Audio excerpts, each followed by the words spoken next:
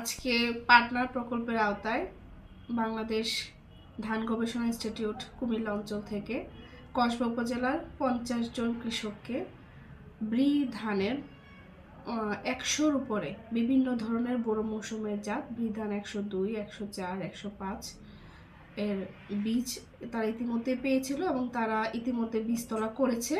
সেই প্রদর্শনীপ্রাপ্ত কৃষকদেরকে আজকে আমাদের ধান গবেষণার পিএসও মহোদয় উপস্থিত আছেন সিনিয়র সায়েন্টিফিক অফিসার এবং সায়েন্টিফিক অফিসার মহোদয় উপস্থিত ছিলেন।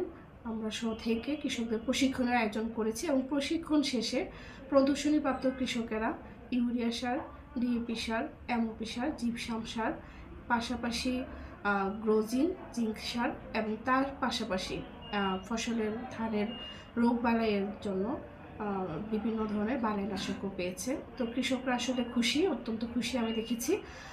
তারা এখন বীজতলা করেছে, যেহেতু এখন আবাদের মৌসুম শুরু হয়ে গেছে, তারা এই উপকরণগুলোকে যথাযথভাবে ব্যবহার করে খুব ভালোভাবে আশা করি বোরো ধানের আবাদ নিশ্চিত করবে।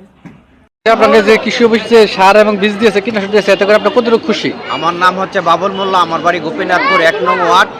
কৃষক এই সরকারের তরফ থেকে এটা একটা প্রকল্প, এটা আমাদেরকে যা দিচ্ছে 100 শতক 3 একর জমির জন্য জিঙ্ক এবং কীটনাশক, জিম সার, ইউরিয়া সার, টিএসপি, এমওপি এবং যা যা লাগে এই 100 শতক জমির জন্য তা পরিমাণ মতে দিছে।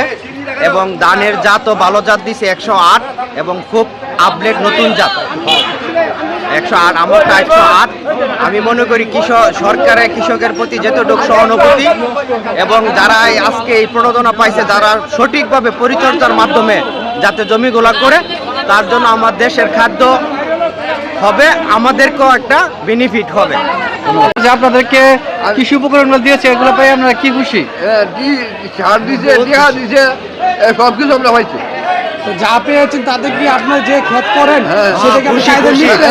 ইনশাল্লাহ আমরা যে তিনকানি জমিনের যা এবং টাকা আমি পাইছি সব।